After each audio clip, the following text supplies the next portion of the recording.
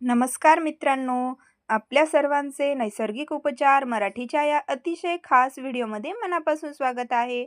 जर तुमचं वय 65, 70 किंवा 80 वर्षापेक्षा जास्त झालं असेल आणि पूर्वीसारखी तुमची पाय तुम्हाला साथ देत नसतील, तर ही समस्या केवळ वाढत्या वयामुळे होत आहे असं समजून त्याकडे दुर्लक्ष करू नका. गुडघ्यामध्ये सतत जाणवणारी वेदना, सांध्यांमध्ये येणारा कडकपणा आणि वारंवार होणारे पायांचे क्रॅम्प्स किंवा गोळे येणे ही तुमच्या शरीराकडून वेळेत मिळणारी एक महत्त्वाची सूचना असू शकते.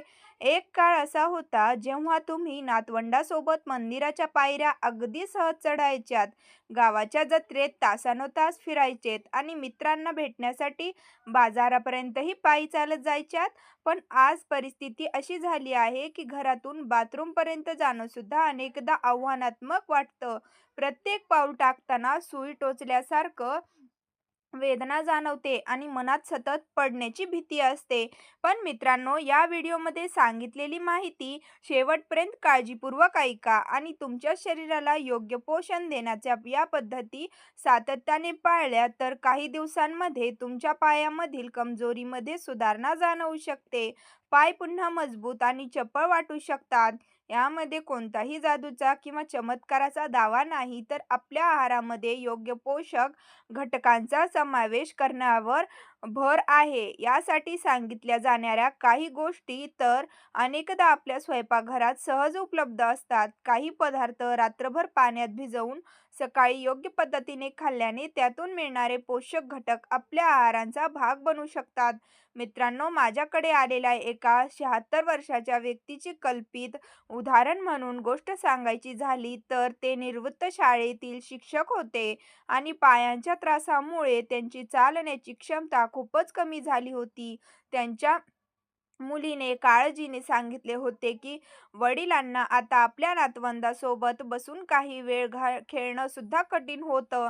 त्यांनी आहारामध्ये सांगितलेल्या पदार्थांपैकी एका पदार्थांचा योग्य प्रकारे समावेश करण्यास सुरुवात केली आणि काही दिवसांनंतर त्यांच्या चालण्यात सुधारणा जाणवू लागली.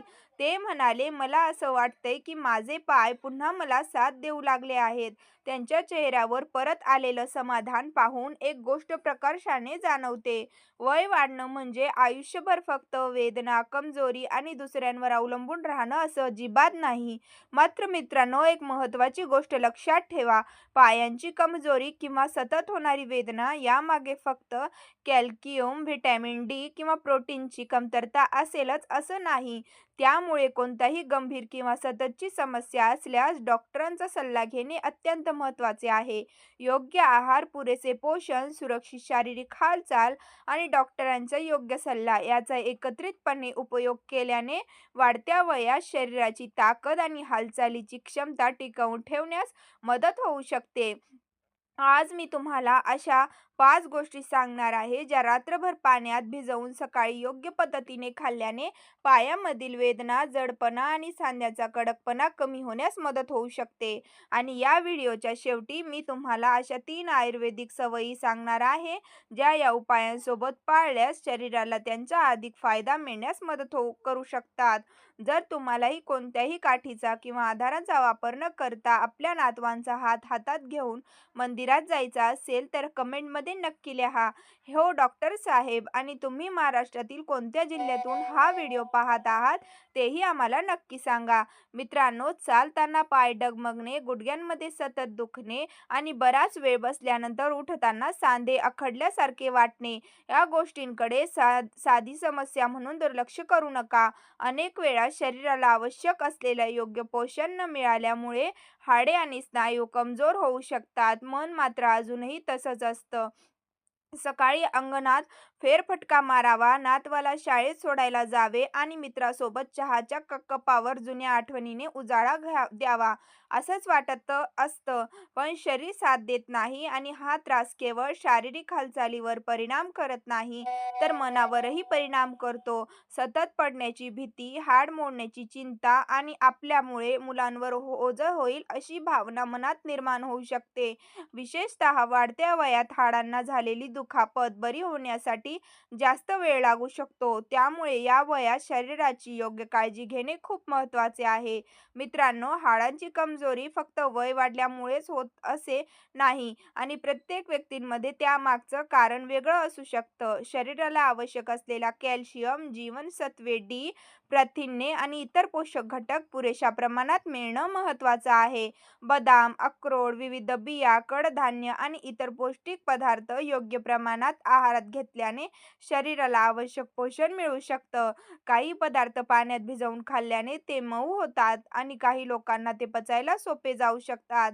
मात्र केवळ भिजवल्यामुळे एखाद्या पदार्थातील पोषक घटक अनेक पटीने वाढतात किंवा हाडांची ताकद ठराविक टक्क्याने वाढते, असे दावे प्रत्येक व्यक्तीला लागू होतीलच असं नाही. आता पाहूया पहिला उपाय, भिजवलेले मेथी दाणे आणि अक्रोड याचं मिश्रण. यासाठी 1 चमचा मेथी दाणे आणि 2 अक्रोडाच्या गाराणा एका ग्लास स्वच्छ पाण्यात रात्रभर भिजत ठेवा. मेथीमध्ये हे लोह, कॅल्शियम, तंतुमय पदार्थ आणि इतर वनस्पतीजन्य घटक असतात, तर अक्रोडांमध्ये प्रथिने आणि शरीरासाठी उपयुक्त मेदमल्ले यासारखे पोषक घटक आढळतात. संतुलित आहाराचा भाग म्हणून या पदार्थांचा समावेश केल्याने शरीराला आवश्यक पोषण मिळण्यास मदत होऊ शकते. मेथीमधील काही घटक शरीरातील दहांशी संबंधित प्रक्रियांवर परिणाम करू शकतात, तर अक्रोडातील पोषक घटक स्नायू आणि शरीराच्या एकूण आरोग्यासाठी उपयोगी ठरू शकतात. रात्री 1 चमचा मेथी दाणे आणि 2 अक्रोड एका ग्लास पाण्यात भिजत ठेवा आणि सकाळी उठल्यानंतर ते पाणी प्यायचं असेल तर ते आपल्या शरीराला मानवतंय का हे पहा. त्यानंतर भिजवलेले पदार्थ चांगले चावून खा. मात्र ज्यांना मधुमेह आहे किंवा जे नियमित औषधे घेत आहेत त्यांनी मेथीचे प्रमाण स्वतःहून वाढवू नये, कारण मेथीमुळे काही लोकांच्या रक्तातील साखरेवर परिणाम होऊ शकतो. अशा परिस्थितीत डॉक्टरांचा किंवा आहार तज्ज्ञाचा सल्ला घेणे योग्य ठरेल. आणि सर्वात महत्त्वाचं म्हणजे गुडघेदुखी किंवा पायांची कमजोरी गंभीर असेल तर केवळ घरगुती उपायांवर अवलंबून न राहता वैद्यकीय तपासणी करून घ्या. आता दुसरा उपाय पाहूया, काळे तीळ आणि मनुका याचं मिश्रण. आयुर्वेदामध्ये काळ्या तिळाचा उपयोग पारंपरिक पद्धतीने केला जातो आणि त्यामध्ये कॅल्शियम, लोह, मॅग्नेशियम, तांबे आणि शरीरासाठी उपयुक्त मेद यासारख्या पोषक घटक आढळतात. त्यामुळे योग्य प्रमाणात काळे तीळ आहारात घेतल्याने हाडांच्या आणि शरीराच्या एकूण पोषणाला हातभार लागू शकतो. त्याचप्रमाणे मनुक्यामध्ये पालश, लोह आणि इतर पोषक घटक असतात. त्यामुळे योग्य आहाराचा भाग म्हणून काळे तीळ आणि मनुका यांचा समावेश केल्याने शरीराला आवश्यक पोषण मिळण्यास मदत होऊ शकते. पण मित्रांनो, इथे एक गोष्ट विशेष लक्षात ठेवा, काळे तीळ खाल्ल्याने हाडांची ठिसूळता पूर्णपणे थांबते किंवा काही दिवसात हाडांची ताकद ठराविक टक्क्यांनी वाढते असा निश्चित दावा करता येत नाही. हाडांच्या आरोग्यासाठी फक्त एक पदार्थ पुरेसा नसतो. कॅल्शियम, जीवनसत्वे डी, प्रथिने, नियमित आणि सुरक्षित शारीरिक हालचाल, योग्य वजन आणि आवश्यक असल्यास डॉक्टरांनी सांगितलेली औषधे यांचा एकत्रित विचार करणं महत्त्वाचं आहे. त्यामुळे पुढे सांगितले जाणारे उपाय तुमच्या नियमित आणि संतुलित आहाराला पूरक म्हणून पहा. कोणत्याही आजारावर हमखास उपचार म्हणून नाही. रात्रभर पाण्यात भिजवून ठेवल्याने तिळाची साल मऊ होते आणि त्यातील तेल तसेच पोषक घटक शरीराला सहज मिळण्यास मदत होऊ शकते. त्यामुळे हे मिश्रण पचायलाही तुलनेने हलकं वाटू शकतं. काही संशोधनामध्ये तीळ आणि मनुका यासारख्या पौष्टिक पदार्थांचा संतुलित आहारात समावेश केल्याने शरीराला हाडांसाठी आवश्यक पोषक घटक मिळण्यास मदत होऊ शकते, असं आढळून आलं आहे. मात्र यामुळे हाड तुटण्याचा धोका किंवा पायांची ताकद ठराविक टक्क्यांनी नक्कीच सुधारते, असा दावा प्रत्येक व्यक्तीसाठी करता येत नाही. महाराष्ट्रातील एका 80 वर्षाच्या आजोबांच्या उदाहरणाचा विचार करा. त्यांच्या पायामध्ये वारंवार कमजोरी जाणवत होती आणि चालताना पाय डगमगत होते. त्यांनी अगदी निरागसपणे विचारलं होतं, मी पुन्हा माझ्या बागेत जाऊन मला आवडणारी गुलाबाची फूल पाहू शकेन का? अशा वेळी योग्य आहार, नियमित हालचाल आणि आवश्यक वैद्यकीय सल्ला घेणं महत्त्वाचं असतं. त्यांनी आपल्या आहारात काळे तीळ आणि मनुका याचा योग्य प्रमाणात समावेश केला आणि काही काळानंतर त्यांच्या कुटुंबियांनी सांगितलं की ते पुन्हा बागेत आधाराशिवाय काही वेळा उभे राहू लागले आहेत. त्यांच्या चेहऱ्यावर परत आलेले समाधान पाहून खरंच मन भरून येतं. कारण वाढत्या वयात शरीरासोबत आत्मविश्वास टिकवून ठेवणेही तितकंच महत्त्वाचं असतं. हा उपाय आहारात समाविष्ट करायचा असेल तर 2 चमचे काळे तीळ आणि 8 ते 10 मनुका एका वाटी स्वच्छ पाण्यात रात्रभर भिजत ठेवा. सकाळी उठल्यानंतर ते पाणी प्यायचं असल्यास आपल्या शरीराला हे मानवतंय का हे पहा आणि त्यानंतर काळे तीळ व मनुका चांगले चावून खा. चवीसाठी थोडासा गूळ घालण्याची इच्छा असेल तर अगदी कमी प्रमाणात वापरू शकता. मात्र ज्यांना रक्तातील साखरेची पातळी जास्त असते, त्यांनी मनुका आणि गूळ घेण्यापूर्वी डॉक्टरांचा सल्ला घ्यावा. अशा व्यक्तींनी स्वतःहून कोणताही आहारातील बदल करून उपचार करण्याचा प्रयत्न करू नये. काळे तीळ हे पौष्टिक पदार्थ आहेत, त्यामुळे संतुलित आहाराचा भाग म्हणून त्याचा योग्य प्रमाणात वापर केल्याने शरीराला आवश्यक पोषण मिळण्यास मदत होऊ शकते. तुम्ही कधी काळे तीळ आणि मनुका एकत्र भिजवून खाल्ले आहेत का? ते कमेंटमध्ये नक्की सांगा. आता पाहूया तिसरा उपाय. जवसाच्या बिया आणि खजूर याची जोडी. जर तुमच्या पायांमध्ये वारंवार सूज किंवा जळजळ जाणवत असेल, चालताना गुडघ्यांमध्ये आवाज येत असेल आणि सांधे पूर्वीसारखे मोकळेपणाने हालत नाहीत असं वाटत असेल, तर आहारामध्ये जवस आणि खजूर याचा योग्य प्रमाणात समावेश करणं काही लोकांसाठी उपयोगी ठरू शकतं. जवसाच्या बियांमध्ये शरीरासाठी उपयुक्त मेदमल्ले, तंतुमय पदार्थ आणि वनस्पतीजन्य घटक असतात. यामुळे संतुलित आहाराचा भाग म्हणून जवसाचा समावेश केल्याने शरीराला विविध पोषक घटक मिळू शकतात आणि पचनक्रियेलाही मदत होऊ शकते. खजुरामध्ये मॅग्नेशियम, पालश आणि जीवनसत्वे बसह अनेक पोषक घटक आढळतात, जे स्नायू आणि मज्जासंस्थेच्या सामान्य कार्यासाठी आवश्यक असतात. जेव्हा 1 चमचा जवस आणि 2 खजूर रात्रभर पाण्यात भिजवले जातात, तेव्हा जवसाच्या बिया मऊ होतात आणि त्यातील चिकटसर तंतुमय पदार्थ बाहेर येतो. हा पदार्थ पचनसंस्थेसाठी उपयुक्त ठरू शकतो, मात्र तो सांध्यांमध्ये जाऊन नैसर्गिक तेलांसारखा काम करतो किंवा गुडघ्यांची झीज भरून काढतो, असा दावा वैज्ञानिकदृष्ट्या निश्चित मानता येत नाही. जवस आणि खजूर याचा योग्य प्रमाणात आहारात समावेश केल्याने काही लोकांना शरीराला आवश्यक पोषण मिळण्यास मदत होऊ शकते. मात्र गुडघेदुखी, सूज किंवा सांध्यांमधून सतत आवाज येत असेल, तर त्यामागे सांधेची झीज, दाह किंवा इतर कारणं असू शकतात. त्यामुळे फक्त घरगुती उपायांवर अवलंबून न राहता गरज असल्यास डॉक्टरांची तपासणी करून घेणं महत्त्वाचं आहे. महाराष्ट्रातील एका शहरात वर्षाच्या आजींचा उदाहरणाचा विचार करा. त्यांच्या गुडघ्यांमध्ये इतका त्रास होता की त्यांना पूजा करण्यासाठी खाली बसणं सुद्धा कठीण होत होतं. त्यामुळे त्या सतत उदास आणि निराश राहू लागल्या होत्या. त्यांनी आपल्या आहारात जवस आणि खजूर याचा योग्य प्रमाणात समावेश केला, तसंच आवश्यक काळजी आणि नियमित हालचाल सुरू ठेवली. काही काळानंतर त्यांच्या मुलीने सांगितलं की आईला गुडघ्यांमध्ये आधीपेक्षा कमी कडकपणा जाणवतो आहे. पुढे त्या आजी स्वतः चालत आल्या आणि म्हणाल्या, "डॉक्टर साहेब, तुम्ही मला फक्त चालायला मदत केली नाही, तर पुन्हा आयुष्याकडे आनंदाने पाहायला शिकवलं." त्यांचे हे शब्द कोणत्याही मोठ्या सन्मानापेक्षा कमी नव्हते. हा उपाय आहारात समाविष्ट करायचा असेल तर 1 चमचा जवस आणि बिया काढलेल्या 2 मऊ खजूर एका ग्लास कोमट पाण्यात रात्रभर भिजत ठेवा. सकाळी उठल्यानंतर ते पाणी प्यायचं असल्यास आपल्या शरीराला ते मानवतंय का हे पहा आणि त्यानंतर जवस व खजूर चांगले चावून खा. जर तुमचं पचन कमजोर असेल, तर सुरुवातीला जवसाचं प्रमाण अर्ध्या चमच्यापासून सुरू करणं योग्य ठरू शकतं. खजुराची बी पूर्णपणे काढून टाका, जेणेकरून खाताना किंवा चावताना त्रास होणार नाही. मात्र मधुमेह असणाऱ्या व्यक्तींनी खजुरांमध्ये नैसर्गिक साखर असल्यामुळे तो आहारात घेण्यापूर्वी डॉक्टरांचा सल्ला घ्यावा. आता येऊया चौथ्या उपायांकडे. शतावरी सदृश्य पारंपरिक औषधी वनस्पती आणि बदाम यांचा पौष्टिक संगम. जर तुमच्या पायांमध्ये फक्त वेदनाच नाहीत, तर पाय खूपच बारीक आणि कमजोर झाले आहेत, स्नायूंमध्ये घट जाणवते आणि शरीराचं पूर्ण वजन हाडावरच पडतंय असं वाटत असेल, तर अशा परिस्थितीत योग्य पोषणाकडे विशेष लक्ष देणं गरजेचे आहे. काही पारंपरिक औषधी वनस्पतीच्या आयुर्वेदामध्ये शरीराला पोषण देण्यासाठी उपयोगी केला जातो. मात्र कोणताही औषधी वनस्पती स्वतःहून सुरू सुरू करण्यापूर्वी तज्ज्ञांचा सल्ला घेणे आवश्यक आहे. बदामामध्ये जीवनसत्वे ई, मॅग्नेशियम, प्रथिने आणि शरीरासाठी उपयुक्त मेद आढळतात. त्यामुळे योग्य प्रमाणात बदाम खाल्ल्याने शरीराला पोषण मिळण्यास मदत होऊ शकते. विशेषतः वाढत्या वयात स्नायूंची ताकद टिकवून ठेवण्यासाठी पुरेशा प्रथिनांचा आणि इतर पोषक घटकांचा आहारात समावेश करणं अत्यंत महत्त्वाचं आहे.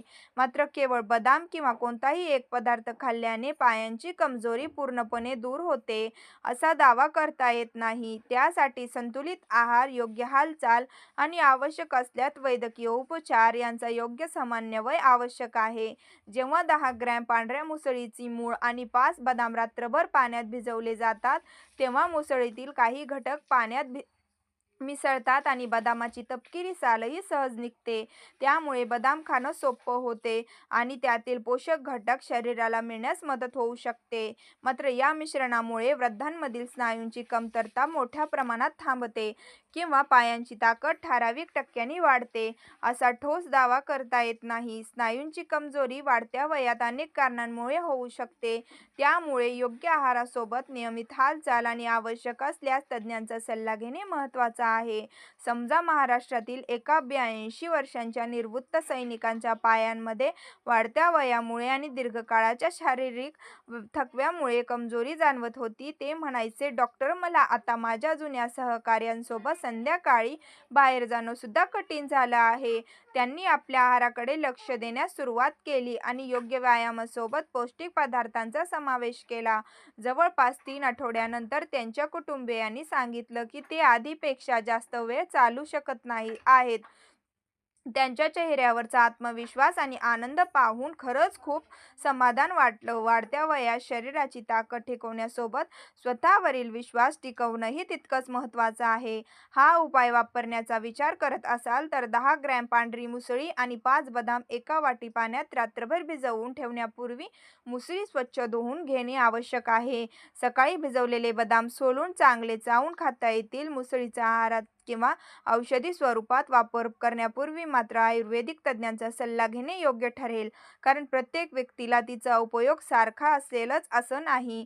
पायांचे स्नायू कमजोर झाले असतील तर फक्त एका पदार्थांवर अवलंबून न राहता पुरेशी प्रथिने, कॅल्शियम, जीवनसत्वे डी आणि इतर पोषक घटकांचा संतुलित आहार घेणे अधिक महत्त्वाचं आहे. तुमचे पाय खूपच बारीक आणि कमजोर झाले आहेत का? हे आम्हाला कमेंटमध्ये नक्की सांगा. आता आपण 5व्या आणि शेवटच्या उपायांकडे वळूया आणि हा उपाय आहे बडीशोप आणि मखाने यांची जोडी. जर रात्री झोपताना पायांमध्ये अचानक जोरदार गोळे येत असतील, पायांमध्ये अस्वस्थता जाणवत असेल, वारंवार झोप मोडत असेल आणि दिवसभर थकवा जाणवत असेल, तर आपल्या आहाराकडे आणि शरीराला मिळणाऱ्या पोषणाकडे विशेष लक्ष देणं गरजेचे आहे. बडीशेपमध्ये काही वनस्पतीजन्य घटक असतात आणि मखाण्यामध्ये कॅल्शियम, फॉस्फरस तसेच इतर पोषक घटक आढळतात. त्यामुळे योग्य प्रमाणात त्यांचा आहारात समावेश केल्याने शरीराला पोषण मिळण्यास मदत होऊ शकते. मखाण्यांना कमळाच्या बिया असेही म्हटले जाते. त्यामध्ये हाडांसाठी आवश्यक असणारे काही पोषक घटक असतात. बडीशेप आणि मखाणे पाण्यात भिजवल्याने ते मऊ होतात आणि काही लोकांना ते खाण्यास तसेच पचण्यास सोपे जाऊ शकतात. मात्र हे मिश्रण मज्जातंतूवर औषधांसारखं काम करतं किंवा रात्रीचे पायांचे गोळे ठराविक टक्क्यांनी कमी करतं, असा निश्चित वैज्ञानिक दावा करता येत नाही. रात्री वारंवार पायांना गोळे येत असतील तर शरीरातली पाण्याची कमतरता, काही पोषक घटकांची कमतरता, औषधांचे परिणाम किंवा इतर आरोग्यविषयक कारण असू शकतात. महाराष्ट्रातील एका 78 वर्षांच्या आजी रात्रीच्या पायांच्या गोळ्यामुळे खूप त्रासलेल्या होत्या. त्यांनी रात्री अचानक वेदना सुरू होण्याची भीती वाटायची आणि त्यामुळे त्यांची झोपही नीट होत नव्हती. त्यांनी आपल्या आहारात आवश्यक बदल केले आणि डॉक्टरांच्या सल्ल्याने योग्य काळजी घेण्यास सुरुवात केली. काही दिवसांनी त्यांच्या कुटुंबियांनी सांगितलं की रात्रीचा त्रास आधीपेक्षा कमी झाला आहे आणि त्यांना अधिक शांत झोप लागत आहे. एखाद्या व्यक्तीला वेदनेपासून आराम मिळतो आणि ती पुन्हा शांत झोपू लागते. यापेक्षा मोठे समाधान दुसरं काय असू शकतं? हा उपाय आहारात समाविष्ट करायचा असेल तर 1 चमचा बडीशेप आणि 10 ते 12 मखाने एका ग्लास पाण्यात रात्रभर भिजवून ठेवा. ठेवू शकता. सकाळी ते पाणी गाळून प्यायचं असल्यास आपल्या शरीराला ते मानवता का हे पहा आणि त्यानंतर बडीशेप व मखाने चांगले चावून खा. चवीसाठी थोडीशी खडी साखर वापरण्याचा विचार असेल तर मधुमेह असणाऱ्या व्यक्तींनी ती टाळावी. मखाण्याचं प्रमाणही आपल्या आहारानुसार योग्य ठेवावा. रात्री वारंवार पायांना गोळे येत असतील, वेदना खूप तीव्र असतील किंवा पाय सुजत असतील तर डॉक्टरांचा सल्ला घेणे आवश्यक आहे. तुम्हालाही रात्री पायांना गोळे येतात आणि त्यामुळे अचानक झोप मोडते का? हे कमेंटमध्ये नक्की सांगा. तर मित्रांनो, आज आपण पायांमधील वेदना, कमजोरी, सांध्याचा कडकपणा आणि रात्री येणारे गोळे यासाठी आहारात समाविष्ट करता येतील अशा 5 पौष्टिक पर्यायांबद्दल माहिती घेतली. हे पदार्थ आपल्या रोजच्या आहाराचा भाग ठरू शकतात, पण कोणताही एक पदार्थ म्हणजे आजारावरचा हमखास उपचार नाही. शरीराला योग्य पोषण देणं, पुरेसे पाणी पिणं, आपल्या क्षमतेनुसार हालचाल करणं आणि गरज असल्यास डॉक्टरांचा सल्ला घेणं या सगळ्या गोष्टी तितक्याच महत्त्वाच्या आहेत. आता त्या 3 आयुर्वेदिक सवयी जाणून घेऊया, ज्या तुमच्या रोजच्या आरोग्यदायी दिनचर्येला अधिक चांगलं रूप देऊ शकतात. पहिली सवय म्हणजे सकाळी उठल्यानंतर 1 ग्लास कोमट पाणी हळूहळू पिणं. त्यामध्ये अर्धा लिंबाचा रस घालू शकता. लिंबामध्ये जीवनसत्वे क असतं आणि ते आहारातील लोहांचं शोषण होण्यास मदत करू शकतं. मात्र लिंबू पाणी शरीरातील सर्व विषारी पदार्थ बाहेर काढतं किंवा कॅल्शियमचं शोषण थेट वाढवतं असा दावा योग्य नाही. ज्यांना आम्लपित्ताचा त्रास होतो त्यांनी लिंबू पाणी घेताना विशेष काळजी घ्यावी. दुसरी सवय म्हणजे सकाळी सूर्यप्रकाश मिळेल अशा वेळी काही काळ बाहेर बसणं किंवा आपल्या क्षमतेनुसार हलका फेरफटका मारणं. सूर्यप्रकाशामुळे शरीरामध्ये जीवनसत्वे ड तयार होण्यास मदत होते आणि जीवनसत्वे ड हे कॅल्शियमच्या योग्य वापरासाठी तसेच हाडांच्या आरोग्यासाठी महत्त्वाचं आहे. मात्र किती वेळ सूर्यप्रकाश घ्यायचा हे त्वचेचा प्रकार, ऋतू, परिसर आणि आरोग्याच्या स्थितीनुसार बदलू शकतं. त्यामुळे उन्हात खूप वेळ बसण्याची गरज नाही. तिसरी सवय म्हणजे रात्री झोपण्यापूर्वी पाय आणि गुडघ्यांना हलक्या हाताने मालिश करणं. मोहरीचं तेल वापरायचं असल्यास ते शरीराला मानवते का हे पहा आणि त्वचेवर खूप जोराने चोळू नका. हलक्या हाताने केलेल्या मालिशमुळे काही लोकांना थकलेल्या स्नायूंना आराम मिळाल्यासारखं वाटू शकतं. मात्र मालिशमुळे सांध्यांची झीज किंवा हाडांची कमजोरी बरी होते असा दावा करता येत नाही. मित्रांनो, या 5 पर्यायांपैकी तुमच्या आहाराला योग्य वाटणारा एखादा पौष्टिक पर्याय निवडा आणि या 3 आरोग्यदायी सवयी तुमच्या रोजच्या दिनचर्यात हळूहळू समाविष्ट करा. काही दिवसांमध्ये शरीर हलकं वाटू शकतं, पचनामध्ये सुधारणा जाणवू शकतात आणि नियमित हालचालीमुळे स्नायूंची ताकद टिकवून ठेवण्यास मदत होऊ शकते. मात्र प्रत्येक व्यक्तीचा अनुभव वेगळा असतो, त्यामुळे 15 दिवसात हमखास परिणाम मिळेल अशी अपेक्षा ठेवू नका. आता कमेंटमध्ये नक्की सांगा की या 5 उपायांपैकी तुम्ही सर्वात आधी कोणता उपाय आपल्या आहारात समाविष्ट करणार आहात आणि या 3 सवयींपैकी कोणती सवय आजपासून सुरू करणार आहात. ही माहिती तुम्हाला उपयोगी वाटली असेल तर आपल्या वडिलांपर्यंत, घरातील आजी-आजोबांपर्यंत आणि पायांमध्ये वेदना, कमजोरी, कडकपणा किंवा वारंवार गोळे येणाऱ्या प्रत्येक व्यक्तींपर्यंत ही माहिती नक्की पोहोचवा. तुमचा एक शेअर एखाद्या वयस्कर व्यक्तीला स्वतःच्या आरोग्याकडे लक्ष देण्याची प्रेरणा देऊ शकतं आणि पुन्हा आत्मविश्वासाने चालण्याची आशा निर्माण करू शकतं. ही माहिती जास्तीत जास्त लोकांपर्यंत पोहोचवावे, जेणेकरून वाढत्या वयात कोणालाही स्वतःला कमजोर किंवा असहाय्य समजण्याची वेळ येऊ नये. आणि जर तुम्हाला नैसर्गिक उपचार मराठीचा हा व्हिडिओ उपयोगी वाटला असेल तर व्हिडिओला नक्की पसंती द्या. आपल्या मित्रमैत्रिणींना आणि कुटुंबासोबत शेअर करा आणि नैसर्गिक उपचार मराठी या चॅनलला सदस्यत्व घ्यायला विसरू नका, जेणेकरून आरोग्याशी संबंधित अशीच उपयुक्त माहिती तुम्हाला पुढेही मिळत राहील. धन्यवाद.